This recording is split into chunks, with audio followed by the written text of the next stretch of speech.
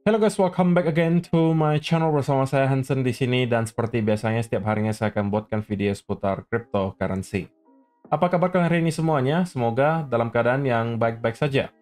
Teman-teman, kita melihat Bitcoin melanjutkan konsolidasinya yang sudah bertahan selama beberapa hari terakhir. Tetapi berita baiknya adalah saya pribadi beropini dalam maksimal 48 jam ke depan, kita bakalan kembali melihat Bitcoin melakukan pergerakan yang cukup besar. Kita bakalan bahas di video hari ini apa alasannya dan juga kira-kira apa yang bisa kita expect berikutnya in terms of price action. Jadi pastikan kalian stay tune terus sampai akhir video. Nah, teman-teman, per hari ini kita melihat kripto global market cap itu berada di angka 2,96 triliun dolar atau turun sekitar 0,22%. Nah, kalau kita melihat top 10 coin sendiri, keadaannya juga sebenarnya mix, tetapi ya kenaikan dan penurunannya rata-rata nggak signifikan, hanya sekitaran 0, sekian persen hingga kurang lebih 1%. So, itu adalah outlook sementara dari beberapa top coin yang ada. Sekarang kita langsung saja masuk ke beberapa data dan berita terbaru hari ini. Nah, seperti biasa, teman-teman, kita bakalan lakukan update dulu untuk kompetisi saya bersama Margex yang saya laksanakan sampai dengan tanggal 23 Mei nanti. Nah, untuk sementara, sudah ada 8 orang yang aktif bertransaksi di sini. Dan yang menjadi peringkat pertama itu adalah user ID 97007735 dengan turnover volume sebesar 56.940. Nah, untuk teman-teman yang tidak tahu, di sini kompetisinya bahkan sampai top 20 pun atau juara 20 pun teman-teman masih akan tetap mendapatkan hadiah. Bahkan untuk menjadi top 10 itu menurut saya masih sangat mudah sekarang, teman-teman, karena volume di top 3 aja itu baru 2.682. Artinya kalau teman-teman membuka posisi di Bitcoin sekitaran 0,1 Bitcoin saja, itu udah jauh melampaui top 3 ini. Dan kalau misalnya teman-teman lihat pembagian untuk price pool-nya di sini, juara pertama itu 25% dari price pool. Juara kedua 20%, juara 3 15%, juara 4 10%, 5 sampai 10 5% masing-masing. Sedangkan untuk sisanya itu kurang lebih ada 10 trader, atau berarti ada 20 orang pemenang yang akan nge-share sisa 20%-nya. Nah, jadi kalau teman-teman menjadi juara pertama dan price pool-nya kita asumsikan 1000, karena ini price pool-nya bisa naik ya teman-teman, kalau misalnya setiap ada 1 juta volume, itu akan menambahkan 100 USDT ke price pool-nya, atau 100 USD ke price pool-nya. Jadi semakin tinggi volumenya, semakin besar juga price pool-nya. Tapi kalau kita asumsi hanya 1000 dolar, maka yang menjadi juara pertama dapatnya 250 USDT atau kurang lebih 4 juta rupiah. Juara kedua dapatnya kurang lebih 3,5 juta lah. Kalau misalnya juara 3 dapatnya ya 2 juta sekian, hampir 3 juta mungkin. 150 USDT ya kalian hitung. Mungkin 2,5 juta anggapannya. Juara 4 bisa dapat sampai kurang lebih 1,7 juta. Juara 5 sampai 10 bahkan bisa dapat sampai kurang lebih 800 ribu rupiah. Jadi why not teman-teman? Bahkan sekarang aja baru ada 1, 2, 3, 4, 5, 6, 7, 8. Jadi kalau teman-teman ikutan saja di sini, volumenya seberapa pun, itu masih termasuk top 10 gitu. Jadi kalau misalnya kalian memang tertarik dan mau ikutan kompetisinya, langsung aja daftar dulu ke Margex. Linknya ada di kolom description. Setelah daftar, kalian bisa langsung farming volumenya. Gak perlu capek-capek untuk cari profitnya, karena yang menentukan menang enggaknya di sini itu adalah dari segi volume. Oke? Jadi fokusnya farming volumenya aja. So, teman-teman, alasan pertama yang akan saya paparkan kenapa menurut saya secara pribadi dalam waktu dekat kita akan kembali melihat volatility terjadi di market. Yang pertama adalah karena kita sudah masuk ke hari Rabu. Rabu, Kamis, Jumat ini kita akan mendapatkan banyak sekali data dari Amerika Serikat yang tergolong high impact. Dan menurut saya akan sangat penting untuk kita pantau. Hari ini kita akan mendapatkan data GDP dan juga GDP Price Index pada pukul 19.30 waktu Indonesia Barat. Diikuti juga teman-teman, di pukul 21.00 kita akan mendapatkan data Core PCE Price Index dan juga PCE Price Index. Berikut juga Crude Oil Inventories. Nah, kalau kita lihat, untuk PCE Price Index dan juga Core PCE Price Index, itu rata-rata diekspektasikan mengalami penurunan. GDP-nya juga sama, teman-teman. Quarter on quarter itu diekspektasikan 0,4 dari yang awal 2,4. Tapi untuk GDP Price Index itu diekspektasikan mengalami kenaikan dari 2,3 menjadi 3%. Nah, kalau memang benar, kita melihat ada Core PCE dan juga PCE Price Index itu mengalami penurunan, apalagi kalau misalnya lebih signifikan penurunannya daripada perkiraan, maka harusnya itu bisa menjadi sekali lagi sebuah katalis positif ya untuk market, dan kita mungkin bisa melihat ada reaksi positif ketika nanti pasar saham Amerika Serikat start untuk opening.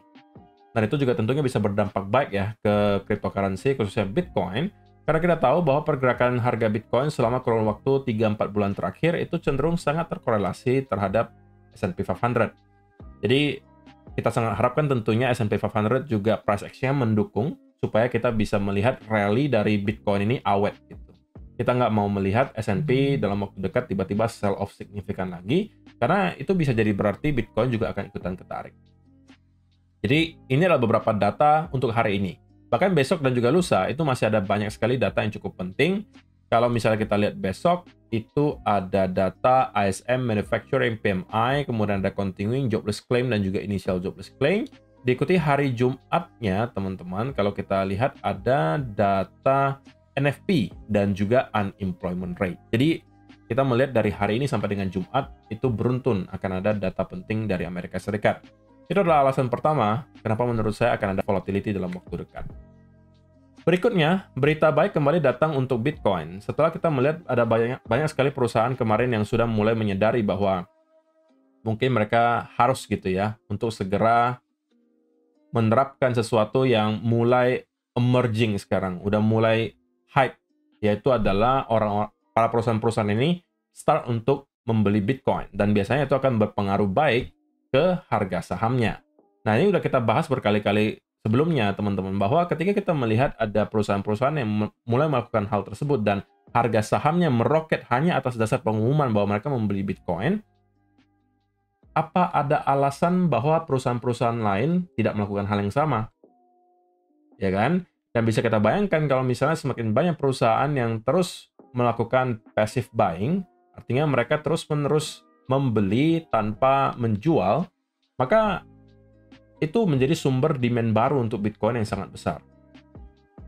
Dan hari ini beritanya adalah salah satu perusahaan dari Jepang yang bergerak di bidang fashion ya, teman-teman, di penjual pakaian, itu membeli sebesar 35 Bitcoin, atau kalau di-value-kan kurang lebih 3,3 juta yen gitu ya. 3,3 juta dolar, sorry, bukan yen. Dan kalau kita bicara soal jumlahnya, memang mungkin kalian pikir, tapi kan nggak banyak kok, cuma 35 Bitcoin, cuma 3,3 juta dolar. Benar, tetapi sekali lagi, bisa kalian bayangkan kalau misalnya ada 10.000 perusahaan yang setiap bulannya terus melakukan akumulasi Bitcoin. Itu nantinya akan menjadi sebuah tentunya sumber demand yang sangat masif. Nah, sekarang itu kita masih berada di tahap awalnya, teman-teman, di mana perusahaan ini baru mungkin start untuk menyadari, sepertinya boleh deh kita coba juga untuk membeli Bitcoin. Nah, kita baru di awal, teman-teman. Oke, ketika sudah nanti mungkin banyak perusahaan-perusahaan besar yang start melakukan hal yang sama, maka pasti akan ada banyak yang mengikuti. Dan itulah ketika kita akan melihat kemungkinan Bitcoin juga harganya bakalan start untuk meroket sangat drastis. Jadi ini berita baik untuk Bitcoin tentunya.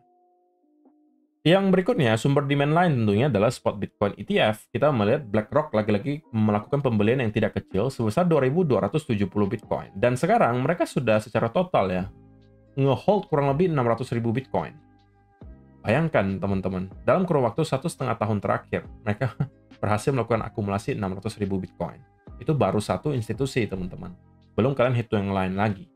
Sedangkan supply dari Bitcoin sampai kapanpun akan fix di angka 21 juta. Apa yang kira-kira bakalan terjadi? Harganya yang bakalan mengalami kenaikan. Jadi itu adalah beberapa data dan berita hari ini, teman-teman, yang pengen saya sampaikan. Sekarang kita masuk ke chartnya Bitcoin. Dan saya akan langsung sampaikan alasan kedua kenapa menurut saya secara pribadi kita akan dalam waktu dekat mendapatkan volatility. Selain daripada kita akan mendapatkan beberapa data yang cukup penting dari Amerika Serikat start dari hari ini sampai dengan Jumat. Yaitu adalah, perlu kalian ingat, kita sudah berada di akhir bulan, teman-teman. Otomatis kita sudah akan menjelang closing monthly candle. Dan jelang closing monthly candle, ya kita juga harus bisa expect pasti akan ada volatility yang terjadi. Dan hari ini kita sudah di tanggal 30 April ya, teman-teman. Jadi dalam 24 jam ke depan kita sudah akan melihat closing monthly candle. So, itu juga bisa menjadi salah satu katalis untuk menghasilkan semacam volatility. Belum lagi, alasan berikutnya kenapa, berikutnya, kenapa kita bisa melihat volatility dalam waktu dekat adalah, kalau misalnya kita berbicara soal pattern yang kita lihat sekarang terbentuk di Bitcoin.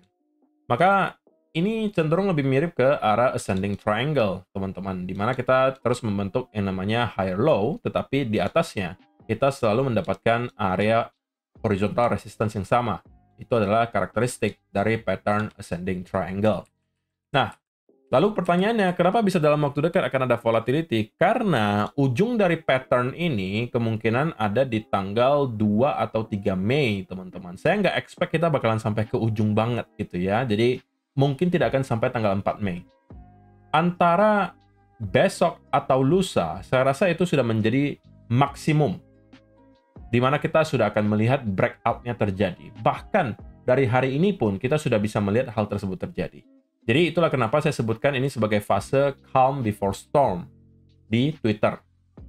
Kalau teman-teman yang belum follow Twitter, bisa follow dulu di Twitter, karena di sana saya memberikan banyak sekali info-info terbaru yang lebih cepat dan juga kadang tidak saya bahas di video. Jadi kalau misalnya kalian pengen info tambahan, bisa langsung follow di sana. Jadi intinya, 3 alasan tersebut yang baru saja saya paparkan itu menjadi alasan bagi saya untuk mengatakan bahwa dalam waktu dekat kita bakalan bisa mendapatkan volatility.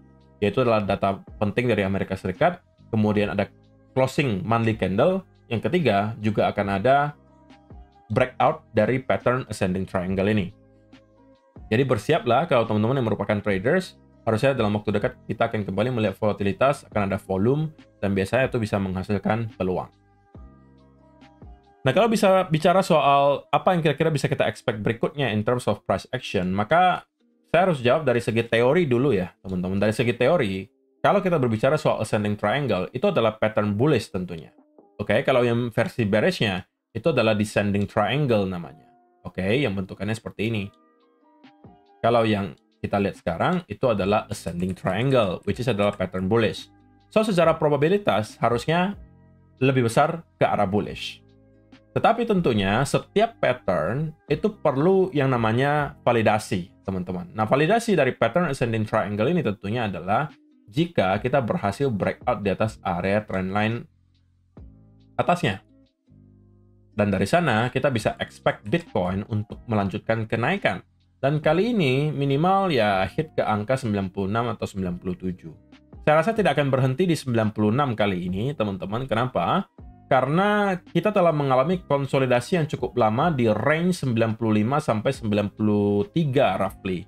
Jadi kalau misalnya kita mendapatkan konsolidasi yang cukup panjang, itu biasanya ketika breakout-nya tidak akan berhenti seketika. Kecuali memang hanya fake out ya. Oke? Nah, kalau misalnya teman-teman sudah merupakan pengikut lama saya, pasti sudah pernah mendengar kalimat ini. Semakin lama sebuah konsolidasi terjadi, itu biasanya akan membuat pergerakan selanjutnya itu semakin sustain. Contoh paling gampangnya adalah kalau kita bicara tahun lalu ya, teman-teman, di mana kita mendapatkan ada konsolidasi dari bulan Maret hingga bulan Oktober kurang lebih. Itu adalah konsolidasi yang sangat panjang. Tetapi di balik itu, ketika kita menyelesaikan konsolidasinya, biasanya pergerakan selanjutnya itu bakalan sustain atau bisa bertahan lama. Terbukti kalau misalnya teman-teman lihat, dari November hingga pertengahan Desember, kita terus-menerus mengalami kenaikan. Nah, hal yang serupa juga saya expect terjadi di sini, teman-teman. Meskipun ya konsolidasinya nggak sebesar yang barusan kita bahas ya. Tapi at least kalau kita bicara di time frame kecil, ini sudah merupakan konsolidasi yang lumayan banget. Sehingga kalau misalnya kita memang akan breakout dari sini, saya rasa kita tidak akan berhenti di 96. Melainkan kali ini kemungkinan akan menargetkan 97 sampai 98 minimum, teman-teman. Atau bahkan bukan tidak mungkin bisa sampai ke angka $100.000 jika memang momentumnya terlihat cukup kuat, teman-teman. Tentunya di area 100.000 itu akan terdapat banyak sekali titik likuidasi. Karena kalau kita lihat sebelum-sebelumnya, teman-teman, area tersebut itu menghasilkan beberapa lower high. Oke? Area 100.000 sampai kurang lebih $99.000. Jadi, logika sederhananya, teman-teman, kalau misalnya ada yang melakukan short, katakanlah kita asumsikan shortnya dari sini, ya kan, shortnya dari sini, atau bahkan nanti dia shortnya kurang lebih di sini, ketika dia naik dia short gitu kan.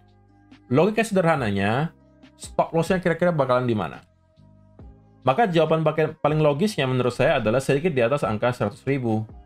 Karena mereka anggap, oke, 100.000 itu merupakan area major resistance. Harusnya kalau saya mau taruh stop loss, sedikit di atas area major resistance akan lebih make sense dan lebih aman. Sehingga itu yang mungkin bisa dituju oleh market maker berikutnya. Oke, tetapi itu tetap tidak mengubah skenario yang telah saya bahas selama beberapa minggu terakhir, bahwa saya pribadi masih tetap expect bahwa akan ada datang masa di mana kita mendapatkan konsolidasi sedang, yang bentukannya sedang dan bisa bertahan sampai berminggu-minggu. Modelannya bisa dalam bentuk 2 atau bahkan 3 wave. Dan ini adalah skenario yang menurut saya paling ideal untuk terjadi ke Bitcoin kalau memang kita mau sustain trennya ke atas. Karena kalau kita lihat untuk sementara waktu, kenaikan yang kita lihat dari Bitcoin dari 74.000 sampai ke 95.000 sekarang, itu tidak disertai dengan konsolidasi yang berarti di time frame besar. Kalau kita zoom out ke daily misalnya. Nah, kita tidak melihat sama sekali ada konsolidasi yang berarti. Yang ada itu kita hanya terus mengalami kenaikan, kemudian konsolidasi kecil, naik lagi, sekarang konsolidasi kecil lagi, dan berpotensi kembali naik. Konsolidasi sedang yang saya maksud itu modelannya seperti ini, teman-teman. Atau seperti inilah, seperti ini. Ya, dimana kita berhari-hari atau berminggu-minggu bahkan itu mendapatkan konsolidasi sebelum pada akhirnya kita start untuk kembali building momentum. Nah, kalau misalnya memang kita bisa mendapatkan berbagai berita positif secara beruntun, misalnya tiba-tiba perang tarif di Amerika itu sudah selesai, misalnya kita sudah tahu hasil akhirnya bagaimana, tidak lagi ada uncertainty di market, diikuti juga misalnya the Fed start untuk melakukan QE misalnya, belum lagi kalau misalnya kita melihat stock market kembali rally. Nah, kalau itu terjadi secara beruntun, teman-teman, maka ya kita mungkin bisa expect konsolidasi yang saya sampaikan barusan itu tidak terjadi, dan kita bisa aja langsung meroket seperti ini. Seperti apa yang kita lihat di sini.